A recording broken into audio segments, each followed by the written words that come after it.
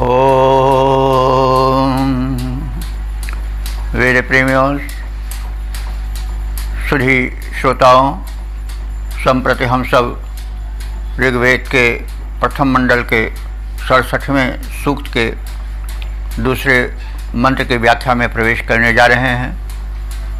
यह मंत्र द्विपदा विराट नामक छंद में निबद्ध है।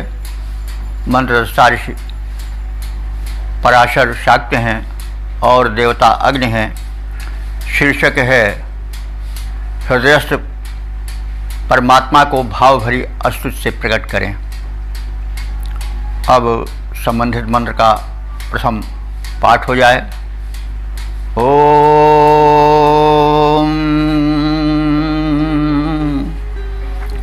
हस्ते दधानो नृमणा विश्वान्यमे देवान धात गुहा निषीदन विदन्ति मत्र नरो धियंधा हृदयत्तष्टान् मंत्रा असंसन। शब्दार्थ से परिचय प्राप्त करें। विश्वानि निर्मला, विश्वानि माने संपूर्ण, निर्मला माने धनों को, हस्ते दधाना माने हाथ में धारण करते हुए, गुहा निषीदन, गुहा कहते हैं गुफा को, निषीदन माने रहते हुए। तो गुफा में रहते हुए का मतलब हुआ कि हृदय रूपी गुफा में परमात्मा या आत्मा रूप में निवास करते हुए तुम हे अग्नि रूप परमात्मन देवान आने धाद, देवों में बल स्थापित करो। अब यहाँ देवों में बल स्थापित करने का आशय इस रूप में समझना चाहिए कि हमारे शरीर में जितनी इंद्रियां हैं वो सब भिन्न भिन्न देवों की अधिष्ठान है, आश्रय स्थल हैं। जैसे नेत्र में सूर्य तत्व या अग्नि तत्व रहता है और घ्राण में पृथ्वी तत्व रहता है, तो उसी तरह से अन्य जो हैं हमारी ज्ञानेंद्रियां, त्वचा और रसना आदि, इन सब में भी जो वायु जल आदि देवता जो संबंधित हैं उनका निवास रहता है। तो हमारे शरीर में, हमारी इंद्रियों में, विशेष करके ज्ञान इंद्रियों में चंद्रमा मनसो जाता, तो चक्षुर्बुद्धि रजायत, तो आदि आदि, तो चक्षु से अग्नि, चक्षु अग्नि रजायत, चक्षु से अग्नि पैदा हुए, श्रोताद वायु, श्रोत से वायु आदि आदि। कहने का मतलब तो इंद्रियों के अधिष्ठाता देवता होते हैं और उन देवताओं को शक्ति कौन देता है? अग्नि। अग्नि प्राण रूप में, ऊर्जा रूप में रह रही है। इंद्रियों में जो नेत्रादि में सूर्य आदि के तत्व निहित हैं, उन सब में तभी तक देवत्व स्थापित रह पाता है जब तक कि प्राण रूप में अग्नि रहता है। तो कहने का मतलब ये हुआ कि हे अग्निदेव, आप हृदय गुफा में आत्मा रूप में रह रहे हो, लेकिन जो हमारी ज्ञानेंद्रियों में दिव्य शक्तियाँ निवास करती हैं उनकी स्थापना तुम ही करते हो। तुम्हारे ही कारण वे अस्थायित्व प्राप्त करते हैं शरीर में, इंद्रियों में। तो यत तदा यत हृदय तष्टान मंत्रान, तो ऐसे तुम हृदयवासी अग्नि रूप परमात्मा को हम संतुष्ट करने के लिए अपने हृदय से मंत्र का उच्चारण करते हैं। और इससे संदेश है कि परमात्मा का स्मरण करो, तो केवल मंत्र का उच्चारण ही नहीं करो, उसका हृदय से भी संपर्क सूत्र जोड़े रहो। तो हम आपको हृदय में स्थापित करके और हृदय से भाव भरे मंत्रों को उच्चरित करके आपका अभिनंदन करते हैं, आपकी स्तुति करते हैं। धियम धा नरः, आप बुद्ध को धारण करने वाले मनुष्य में इस अग्निदेव को अपने मंत्र शक्ति से, अपने भाव भरी स्तुतियों से विंदन्ति, जानते रहो। यानी मनुष्य उस हृदयस्थ परमात्मा को अपनी भाव भरी स्तुतियों से जानता रहता है और वो जानता रहे, और प्रार्थनाएं जो हों वो हृदय से निकलें, केवल मुख तक ही उनका संबंध न रहे। ये संदेश है। और अग्नि के हाथ में संपूर्ण धन होता है। कहने का मतलब अग्नि ही के माध्यम से तो सारे धन मिलते हैं। जब अग्नि ही, ऊर्जा ही प्रदीप्त रहेगी तभी तो धन मिलेगा। जब ऊर्जा क्षीण हो जाएगी तो फिर शरीर ही नहीं रहेगा, तो धन का सवाल ही नहीं। अब इसका हम भावार्थ जान लें एक सपाट रूप में। ये अग्निदेव समस्त धनों को हाथ में धारण करते हैं, यानी इनकी मुट्ठी में सारे धन बंद हैं, वही धन दे सकते हैं। वे गुफा प्रदेश में, यज्ञकुंड में अथवा हमारे हृदय में, हृदय रूपी गुफा में निवास करते हैं। और इनके द्वारा ही जो नेत्रादि में सूर्य आदि की देवों की शक्तियाँ हैं वो सब जागृत रहती हैं। जब तक के शरीर में ओज बन करके, प्राण बन करके, ऊर्जा बन करके रहते हैं, तभी तक जो नेत्र, कर्ण आदि में भिन्न भिन्न देव, अग्नि आदि, वायु आदि रहते हैं, वो सब तभी तक स्थिर रह पाते हैं।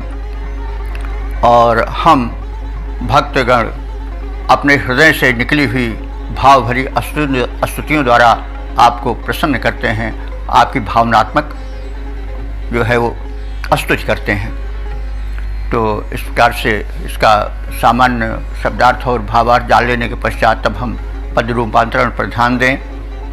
अग्निदेव धारण धनों को करते हैं सभी, देते उसे भक्तों को बड़े ही वे उदार हैं। यज्ञ कुंड में विराजमान हव्य दान देके देव शक्तियों में किए शक्ति का प्रचार हैं। ज्ञानी जन भाव भीनी प्रार्थना सुनाते और प्रकटाते उन्हें होता लोक उपकार है। जाने यह तथ्य सुधी साधक समस्त अस्तु, प्रार्थना में भावना का करते प्रसार हैं। ओम। अब हम अगले मंत्र का पाठ करने जा रहे हैं। यह मंत्र जो है वह द्विपदा विराट नामक छंद में निबद्ध है। मंत्र दृष्टा ऋषि पराशर शाक्य हैं और देवता अग्नि हैं। शीर्षक है इस मंत्र का हृदयस्थ परमात्मा की भाव भरी स्तुति हो, और वे अग्निदेव अनादि और निराकार शक्ति हैं। तो अब मंत्र का पाठ हो जाए। ओम अजो नक्षां दाधार पृथ्वीं तस्तंभोद्यां मंत्रिभिः सत्यैः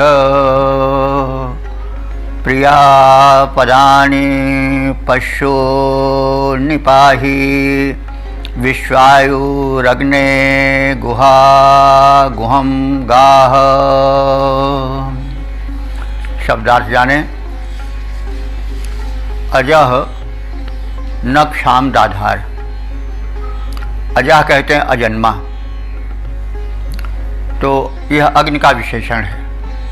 अग्नि अजन्मा है, यानी आदि शक्ति अग्नि ही है। अग्नि ही से ब्रह्मांड का निर्माण हुआ है। ब्रह्मांड पहले कंचे के बराबर माना जाता है था, बाद में विस्फोट हुआ और ब्रह्मांड का विस्तार होने लगा। तो वो विस्फोट भी ऊर्जा से हुआ।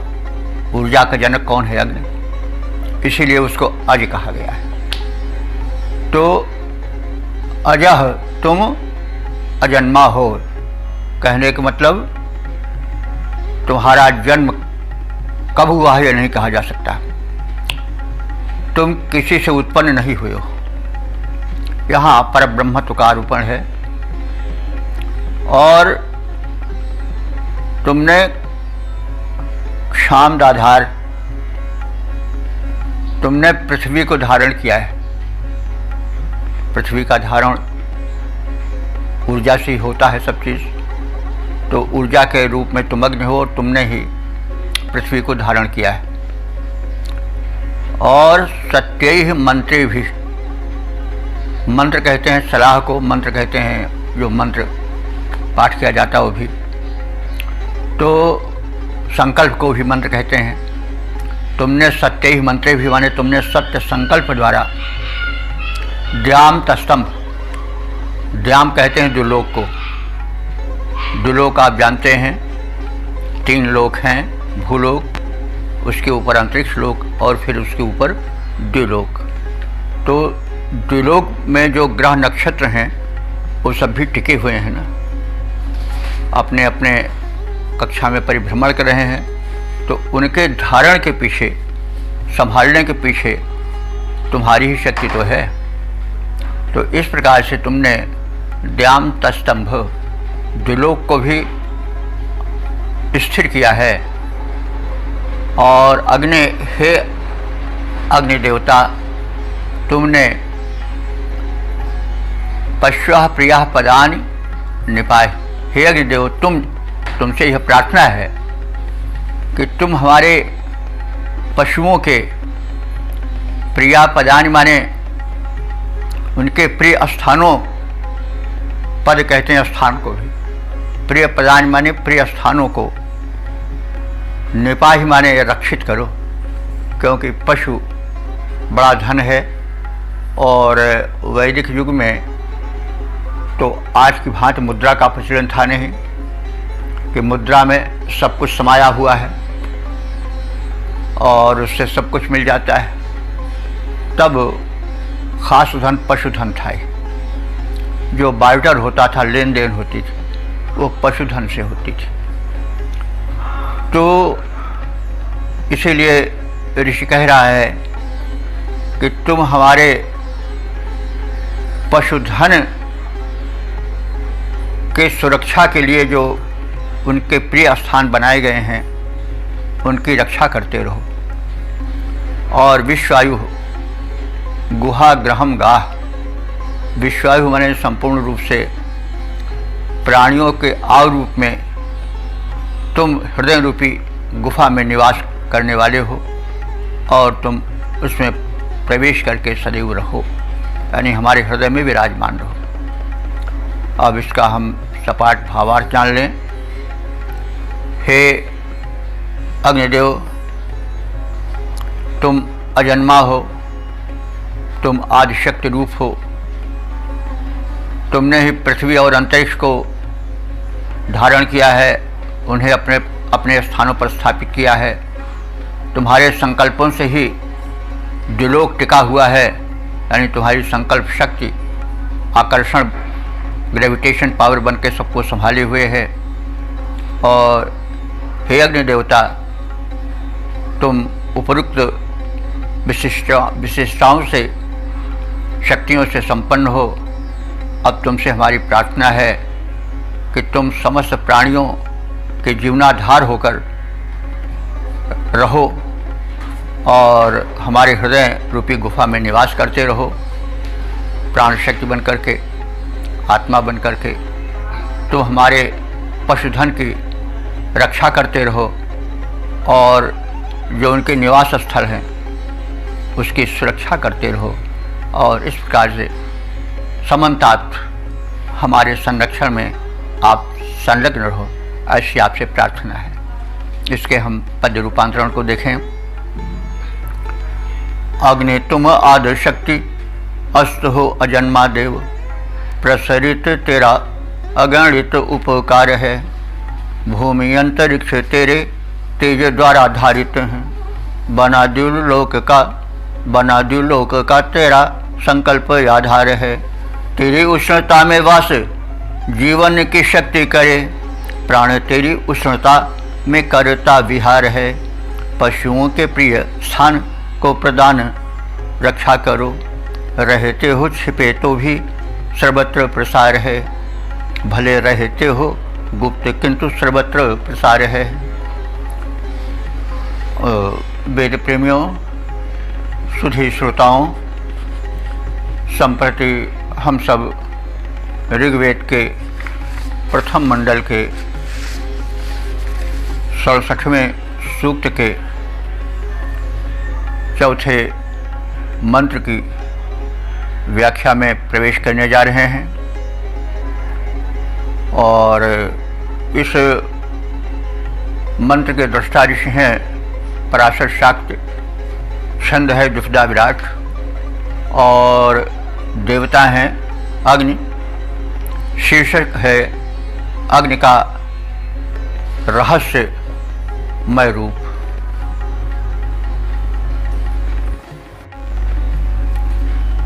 अब संबंधित मंत्र का पाठ हो जाए। ओम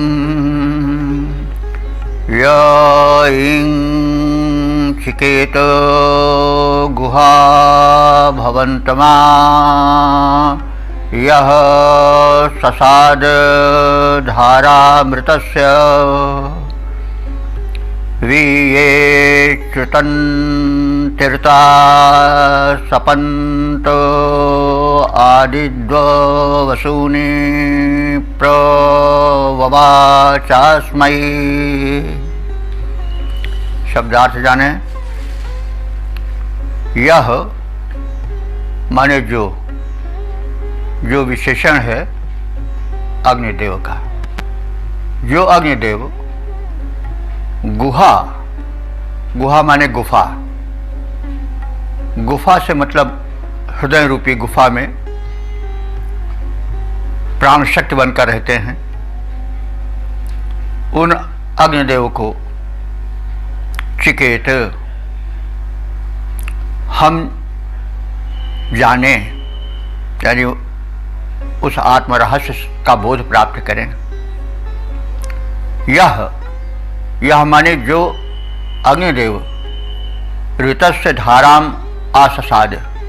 ऋत कहते हैं यज्ञ को भी, ऋत कहते हैं सृष्टि संचालन का जो शाश्वत नियम है उसे भी कहते हैं।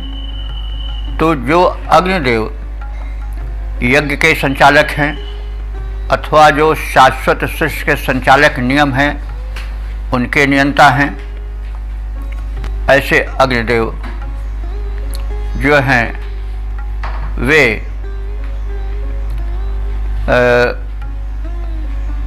धाराम आससाद, हमारी उपासना के धारा में स्नान करें।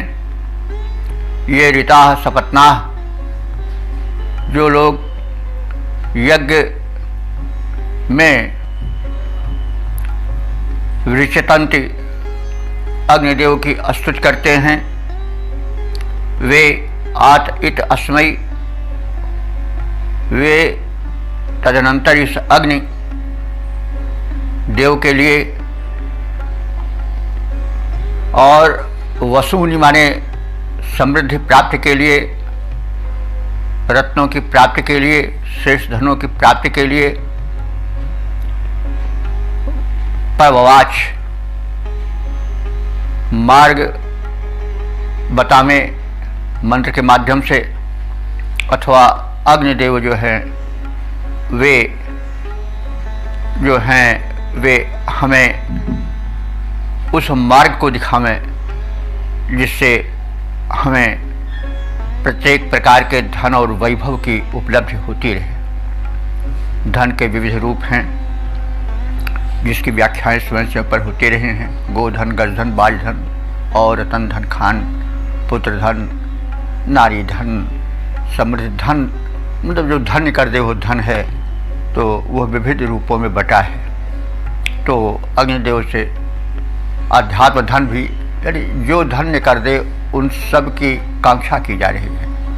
तो जैसा प्रार्थना का स्वरूप होता है, पहले संबंधित देव की स्तुति की जाती है, उसके गुणों को, उसके धर्मों को व्याख्यायित किया जाता है, बताया जाता है, और पश्चात अपने मनोरथ की अभिव्यक्ति उस संबंधित देव से की जाती है।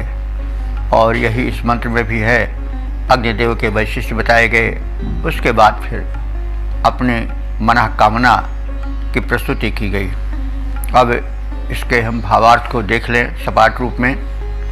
जो सूक्ष्म रूप से, गुप्त रूप से हृदय रूपी गुफा में प्राण शक्ति बनकर निवास कर रहे हैं, जो अग्निदेव देवों के रहस्य को जानते हैं, जो यज्ञ के धारक अग्नि की उपासना करते हैं, जो यज्ञ में अग्नि की स्तुति करते हैं, ऐसे उपासकों को अग्नि धन धान्य से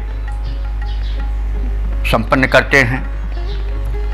विभिन्न पदार्थों में, काष्ठ में, कोयला में, तेल में, पेट्रोल में, अणु परमाणु आदि में व्याप्त अग्नि के रहस्य को जानकर जो व्यक्ति आचरण करता है वो परम संपन्न बनता है।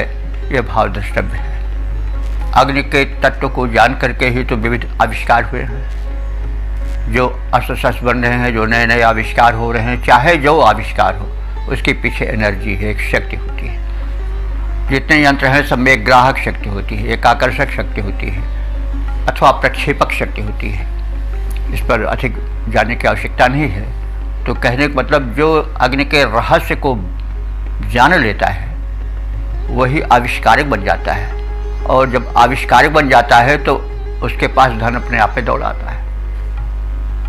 तो बड़े बड़े देश जो हैं वे यंत्र बनाते हैं, आविष्कार करते हैं, अग्नि की शक्ति यानी ऊर्जा को पहचान करके उसके यंत्र में संयमित करते हैं।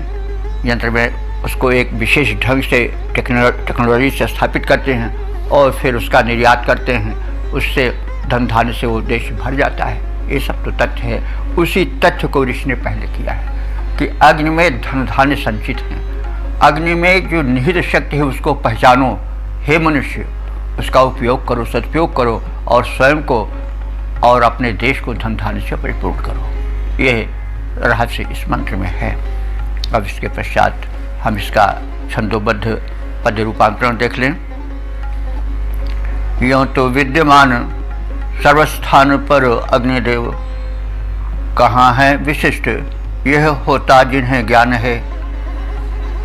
कहाँ कहाँ धन रूप में है विद्यमान, अग्नि सेवकों को अपनी कराते पहचान है। कल्याण होता है सुजान सुधी सेवकों का, जिन्हें शुभ कर्म यज्ञ करने का ध्यान है। कर्मशील यज्ञ धारणा के जो सुपोषक हैं, ऐसे अग्निदेव कर देते धनवान हैं। तो अब हम अगले मंत्र के विषय में परिचय प्राप्त करेंगे।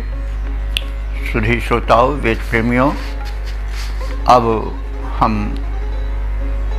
इस ऋग्वेद के प्रथम मंडल के 67वें सूक्त के 5वें मंत्र में उसकी व्याख्या में प्रवेश करने जा रहे हैं।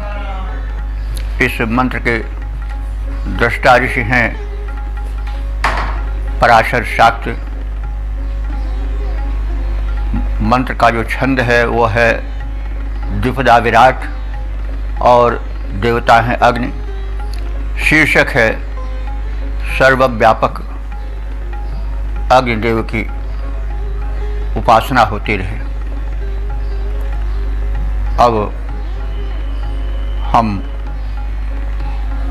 मंत्र का पाठ करेंगे, पश्चात फिर शब्दार्थ और भावार्थ में प्रवेश करेंगे।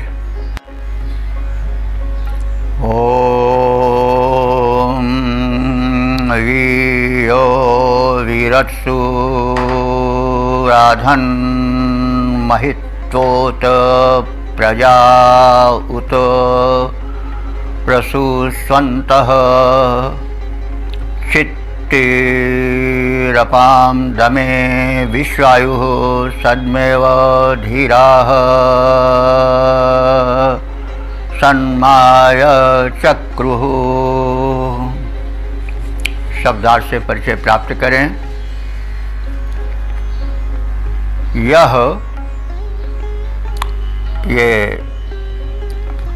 अग्निदेव का विशेषण रूप सर्वनाम है। यह माने जो अग्निदेव वीरुत्सु, वीरुत्स विरुद्ध माने लता, और वीरुत्स माने लताओं में, लताओं से तात्पर्य हुआ औषधि रूप लताओं में, क्योंकि जड़ी बूटियाँ लता रूप में ही प्राय रहती हैं। उनके तने, उनकी त्वचा, उनकी पत्तियाँ, फल फूल आदि औषधि रूप में प्रयोग होते हैं। तो उनमें औषधि बनकर रहता कौन है? अग्नि तत्व ही रहता है। अग्नि तत्व ही ऊर्जा उत्पन्न करके उन लताओं में औषधीय गुण भरता है। सूर्य भी अग्नि का ही रूप है और सूर्य से ही क्षरण होती है ऊर्जाएं और विविध शक्तियाँ, जो जिनको की वनस्पतियाँ ग्रहण करके अपने में संचित कर लेती हैं, और अंत में अग्नि ही उन औषधियों को काढ़े आदि रूप में पका करके द्रव्य औषधि का बना देता है। तो इसलिए ऋषि कह रहा है कि यह अग्निदेव ही जो हैं वो लताओं में औषधीय गुण बन करके निवास करते हैं। और हे अग्निदेव, उत प्रजा प्रसूषु अंतः इति, तो जो इन प्रजा कहते हैं प्रकृष्टो जायन्ते इति प्रजा, जो विशिष्ट रूप से पैदा हो वह प्रजा है। तो जो लताएं हैं उनकी प्रजाएं क्या होगी? उनके फूल फल आदि ही उनकी प्रजा है। तो यहाँ पर मनुष्य के अर्थ में नहीं, बल्कि जो फल फूल आदि हैं, जो औषधीय लताओं में लगते हैं और अंत में वे दवा बन कर के, औषध बन कर के उपचार के कार्य में आते हैं, उनमें तुम्हारा ही निवास रहता है। तो हे अग्निदेव, तुम लताओं में उत्पन्न प्रसूषु, उत्पन्न होने वाले उनके अंतः माने अंतर्गत पुष्प फल आदि रूप में तुम ही तो निवास करते हो, और तुम ही उनको औषधीय रूप प्रदान करते हो। इसीलिए धीरा, धीरा माने ज्ञानी पुरुष, धी माने बुद्धि होता है, और र माने राति, तो धी ही यानी बुद्धि में राति प्रदाति सधीरा, यानी जो ज्ञानी है। वैसे धीर शब्द ज़्यादातर प्रयोग धैर्यशाली के लिए होता है, बड़ा धीर है, बड़ा धैर्यवान है। लेकिन जिसके बुद्धि होती है वही तो धैर्य धारण कर पाता है। जिसके बुद्धि नहीं रहती वो घबरा जाता है, अरे तुरंत पथच्युत हो जाता है, कर्तव्य में शिथिल हो जाता है। तो धीर कहते हैं बुद्धिमान। बुद्धिमान कौन है? जो सोच विचार कर काम करता है। तो धीरा ज्ञानी पुरुष चित्ती, चित्ती माने ज्ञानप्रद। अपाम, अपाम कहते हैं जल, और दमे माने निवास स्थान, और विश्वायु माने ये विशेषण है अग्नि का।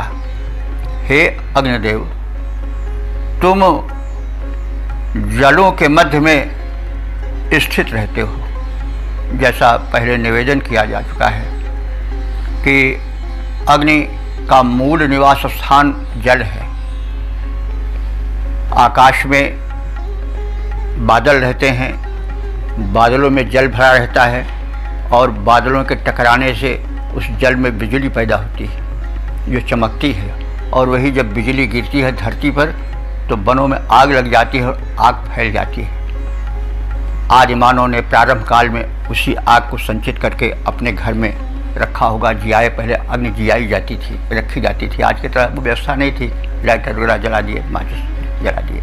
तो कहने का मतलब यहाँ पर है उस अग्नि के आदि रूप का परिचय दिया जा रहा है कि हे अग्निदेव, तुम्हारा आदि स्वरूप जो है वो जल में है, यानी बादलों में है। वो जहाँ तुम विद्युत रूप में रहते हो और चमक करके जब वज्रपात रूप में, विद्युत रूप में गिरते हो तो वनों में जो आग लग जाती है उससे तुम्हारा प्रकट स्वरूप अस्थायी रूप से प्रत्यक्ष हो जाता है और धरती को, प्राणियों को प्राप्त होता है। तो इसलिए कहा गया है कि हे अग्निदेव, तुम्हारा जो निवास है वो अपाम माने जलों में है। तुम विश्वायु हो माने संपूर्ण आयु के संरक्षक हो, और तुम जो हो वो सद्म इव, सद्म कहते हैं घर को, इव माने भांति, तुम हम लोगों को वैसे ही प्रिय लगो जैसे कि घर प्रिय लगता है, क्योंकि घर ही में तो आश्रय मिलता है। हर व्यक्ति, चाहे पशु हो, चाहे प्राणी हो, चाहे पक्षी हो, चाहे मनुष्य हो, अंत में अपने घर की ओर ही दौड़ आता है, कहीं दूसरी ओर नहीं जाता है, विश्राम वहीं मिलता है। तो जैसे घर के निवासियों को घर प्रिय लगता है, चाहे छोटा हो चाहे बड़ा हो, वहीं उसको विश्राम मिलता है, उसी प्रकार से हे अग्निदेव, तुम हमें प्रिय लगते हो और हम सन्माय चक्रु, तुम्हारा पूजन करके, तुम्हारा उपासन करके अपने दैनिक कार्यों में संलग्न होते हैं। यह संदेश है कि जो शक्तिमान है उसका ध्यान करके, शक्ति प्राप्त करके अपने दैनिक कार्यों में लगा जाए तो कार्य अधिक सफलता से, अधिक कुशलता से परिपूर्ण होगा। तो संदेश यह है कि हमें शक्तिमान से शक्ति प्राप्त करके अपने मनोरथ में, अपने संबंधित कार्य में संलग्न होना चाहिए। और यहाँ पर दिव्य देवता के रूप में अग्निदेव हैं। अग्नि जो हैं वो शक्ति के प्रतीक हैं, ऊर्जा के प्रतीक हैं। सारी शक्ति अग्नि से आती है, ऊर्जा से आती है। तो इस प्रकार से हम शब्दार्थ को जान लेने के बाद अब इसके सपाट अर्थ को जान लें। जो अग्निदेव औषधियों में अपनी महत्ता स्थापित करते हैं, अपनी शक्ति स्थापित करके अपने महत्व को प्रकट करते हैं, और जो अपनी उस वनस्पति की उत्पत्ति फल पुष्पादि में भी निवास करते हैं, और फल पुष्पादि जो है वो अग्नि ही से, तो यानी जो पोषक तत्व है, जो ऊर्जा है, जो गर्मी है, उसी से तो फूल खिलते हैं और फल पकते हैं। फल में पक्वता कब आती है? जब ऊष्मा मिलती है अग्नि की। सूर्य भी अग्नि का ही एक बृहद पिंड है। तो उसी महत्ता को बताया जा रहा है कि तुम वनस्पतियों का तो पोषण करते ही हो, उनमें औषधीय द्रव्य को परिपक्व करते ही हो, साथ ही साथ जो उन वनस्पतियों से उत्पन्न होने वाले पुत्रवत उनके फल पुष्पादि हैं, उनको भी परिपक्व करने में, खिलाने में तुम्हारा हाथ रहता है, और उस पोषकत्व के कारण जो ऊर्जा आती है वो भी तुम्हारी ही देन है। और हे अग्निदेव, आप बहुत बड़े दाता हो। हम मनुष्यों को, हम प्राणियों को भांति भांति से अपने अनुदानों से सुसज्जित करते रहते हो, संपन्न बनाते रहते हो। आप जल में विद्युतज्ञ बन करके निवास करते हो, और ज्ञानी पुरुष अग्निदेव की इस व्यापक महिमा का अनुभवन करते हैं, उसका अनुभव करते हैं, और अग्नि से वैसे ही प्रेम करते हैं जैसे व्यक्ति अपने घर से प्रेम करता है। और हे अग्निदेव, तुम इतने शक्तिप्रद हो, प्रेरक हो कि तुम्हारा ध्यान करके जो मनुष्य कार्य आरंभ करते हैं उनके कार्य तुम परिपूर्ण करते हो, और मनुष्य ऐसा ही करते रहें। अब इसके पद्य रूपांतरण पर ध्यान दें। अग्निदेव इतने महान उपयोगी देव, अग्निदेव इतने महान उपयोगी देव, महिमा का इस भांति होता अनुमान है। देखो, वही औषधों में परिपाक माध्यम से निज गुण वाला वहाँ करता प्रदान है, निज गुणवत्ता वहाँ करते प्रदान है। ताप ऊर्जा द्वारा फल फूल आदिकों को वही रस रूप रंग बन प्रकटे महान है। घर के समान उन्हें उपयोगी पूज्य जान, करते प्रणाम और पूजा बुद्धिमान हैं, करते प्रणाम और पूजा बुद्धिमान हैं। इस प्रकार से हमने इस ऋग्वेद के प्रथम मंडल के 67वें सूक्त की व्याख्या किए। उसका यह अंतिम समापन वाला मंत्र था। अब इस सूक्त का हम संक्षिप्त परिचय प्राप्त कर लें। यह ऋग्वेद के प्रथम मंडल का 67वां सूक्त जो है वह 10 छंदों वाला है।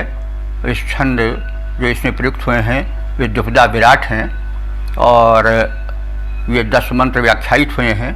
अब तक जो कुल मंत्र व्याख्यायित हो चुके हैं उनकी संख्या 775 है। जैसा पहले कहा जा चुका है, इसके मंत्रदृष्टा ऋषि पराशर शाक्य हैं। पराशर उनका मूल नाम है ऋषि का, और शाक्य इसलिए हैं कि वो शक्ति ऋषि के पुत्र हैं। और छंद जो है वो द्विपदा विराट है और देवता अग्नि हैं। अग्नि जो हैं उनके प्रारूप को बताया गया है। वे ऊर्जा के प्रथम स्रोत हैं। जो कुछ ऊर्जा है तन में, धन में, मन में, औषधियों में, चराचर में, जहाँ पर वो सब अग्नि के ही कारण है। अग्नि के 3 रूप हैं। एक द्युलोक में सूर्य रूप में, प्रचंड रूप में अग्नि का विशाल पिंड है। दूसरा मेघों के मध्य बिजली के रूप में है। वही फिर आकर के धरती पर अग्नि हो जाता है। हमारे घर में वही अग्नि बन करके अंधकार को दूर कर दीपक बनकर प्रकाश फैलाता है। बिजली बन करके तरह तरह मनुष्य का कल्याण करता है। शरीर में वही ऊर्जा बन करके, गर्मी बन करके रहता है। जब तक शरीर में अग्नि तत्व प्रधान रहता है तब तक ऊर्जा बनी रहती है।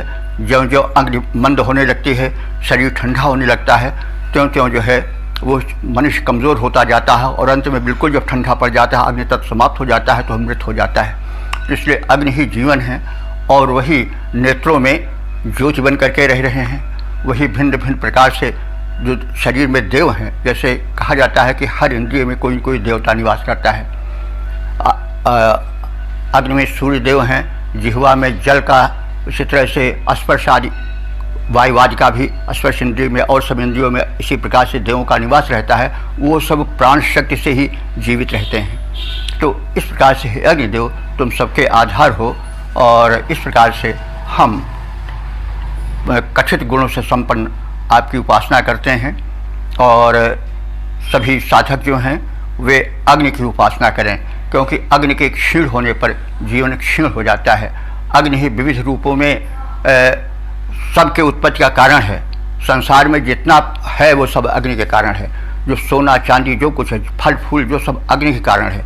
अग्नि के एक विशेष तापमान में जो ये काष्ठ होते हैं वो दब करके कोयला बन जाते हैं। सब लोग जो आप सब लोग जानते हैं कोयला कैसे बनता है। वो जो वृक्ष वनस्पतियाँ थीं वो दब गईं और अग्नि के एक ताप से जो ऊष्मा थे उससे भी कोयला बन जाती है। उसी कोयला में हीरा भी पैदा हो जाता है, वो एक विशेष ऊष्मा से।